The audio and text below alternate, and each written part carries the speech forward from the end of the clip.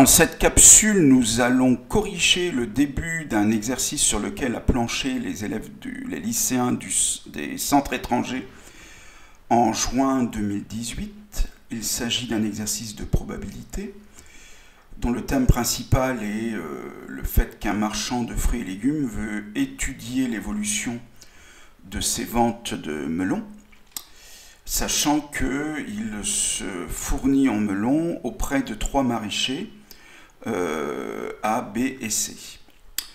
Pour les melons du maraîcher A, il y a une modélisation de la masse en grammes par une variable aléatoire MA, qui suit une loi uniforme sur l'intervalle 850x, bon, où x est une inconnue, supérieure à 1200. En ce qui concerne la masse en grammes des melons du maraîcher B, c'est modélisé par une loi normale, mais là aussi il y a une inconnue, c'est sigma. Et on ne sait pas grand-chose par rapport au maraîcher C, sauf qu'il affirme, lui, que 80% de ses melons de sa production sont conformes, alors que la conformité, qu'est-ce que ça veut dire? C'est lorsque la masse des melons est comprise entre 900 grammes et 1200. Voilà, bon. C'est ce que constate le détaillant, donc celui qui vend ses fruits et légumes sur les marchés ou autres, et que entre 900 et 1200 grammes, il les vend bien. Voilà, bon, alors les questions vont tourner autour de ces données-là, bien sûr. Dans cette capsule, nous corrigeons la partie 1, donc on a ces trois questions à traiter. Le détaillant constate que 75% des melons du maraîcher A sont conformes, donc on nous demande de déterminer l'inconnu X. Alors on va le faire immédiatement, on scrutera le reste de l'énoncé plus tard.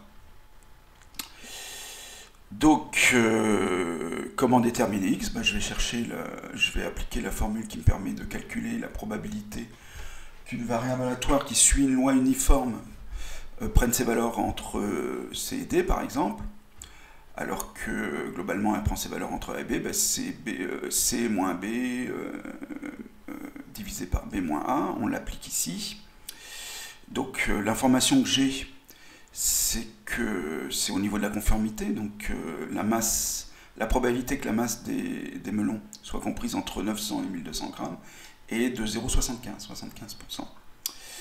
Mais si j'applique la formule, ça fait 1200 moins 900 sur x moins 850.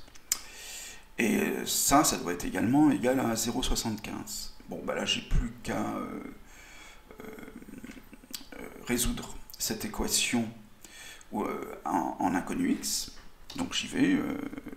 L'idée, c'est d'isoler x. Je fais un produit en croix. Le moins 850, je fais en sorte qu'il passe dans le membre de droite, et je trouve x égale 1250. Voilà. Voilà pour la première question. La deuxième, donc, il s'agit d'une loi normale, là, cette fois-ci, et je ne connais pas l'écart type de cette loi normale. Alors, l'énoncé se traduit de manière un peu similaire à la question petit 1, c'est-à-dire que la probabilité que la masse d'un melon issu du maraîcher B soit comprise entre 900 et 1250 est de 0,85.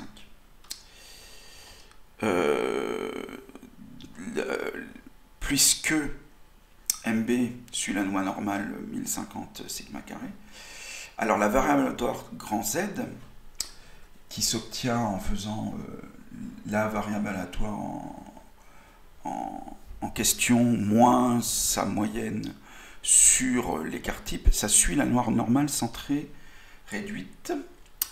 Et donc je vais me servir de ce résultat. Alors ici, il y a une petite erreur, c'est 1200. Vous aurez rectifié par vous-même. La probabilité donc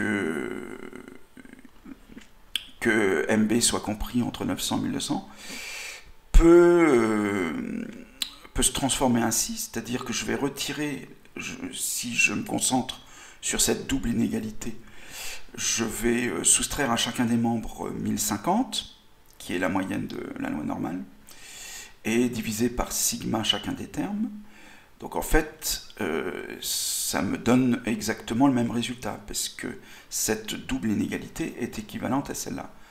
Or, pourquoi on a fait ça? C'est pour faire apparaître la variable grand Z. Donc ça revient à chercher que la probabilité grand Z soit comprise entre moins 150 sur sigma et 150 sur sigma. Et donc grâce à la calculatrice, je vais pouvoir trouver la valeur de 150 sur sigma, qui est égale à 1,439 environ.